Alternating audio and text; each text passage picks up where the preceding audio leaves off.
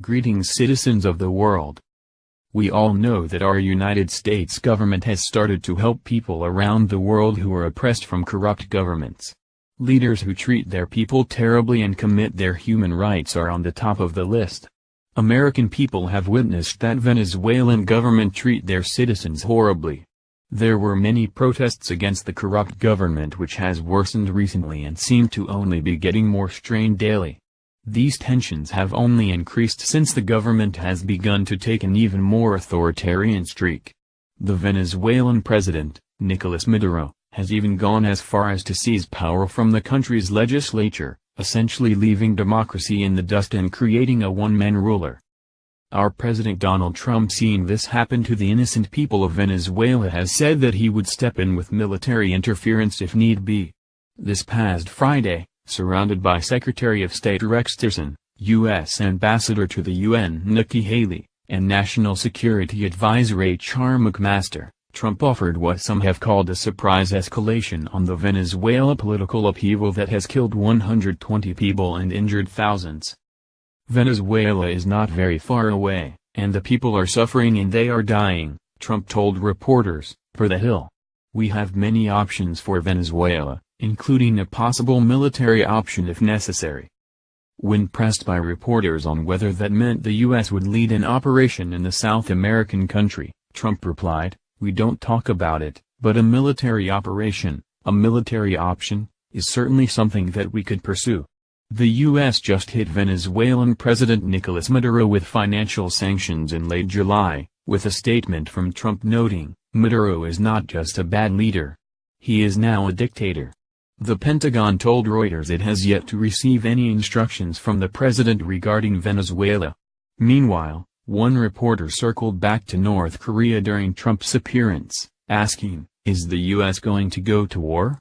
After Trump mentioned a possible bad solution to the Korea problem, per CBS News. "I think you know the answer to that," the president replied. After this statement was released, Nicolas Maduro Guerra, the son of Venezuelan President Nicolas Maduro, did not take this kindly and issued this terrifying threat to President Trump. Nicolas Maduro Guerra, the son of Venezuelan President Nicolas Maduro, threatened to take the White House with guns if President Donald Trump followed through with a military intervention in the country, a possibility he said he would not rule out on Friday. If the U.S. soils the homeland, the rifles would come to New York and take the White House, Maduro Guerra said, according to reports from Venezuelan media. Trump on Friday said he would not rule out the U.S. pursuing a military option against Venezuela, which has come under increased pressure for its human rights abuses. Speaking to reporters from his golf resort in Bedminster, New Jersey, after meeting with Secretary of State Rex Tillerson and UN Ambassador Nikki Haley, Trump said he has many options for Venezuela, including a possible military operation, if necessary.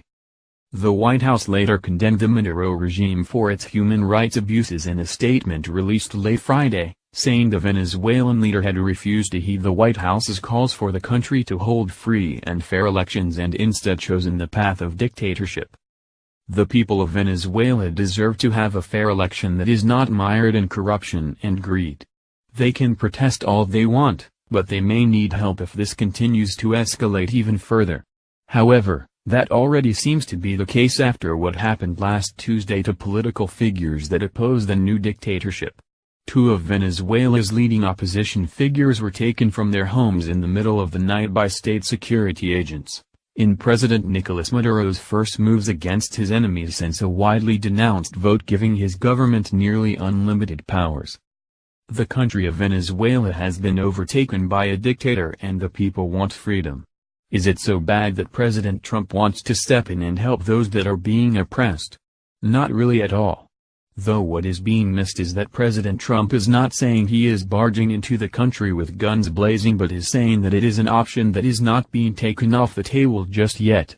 Now, this dictator's son is threatening to harm the President of the United States, and that is not okay.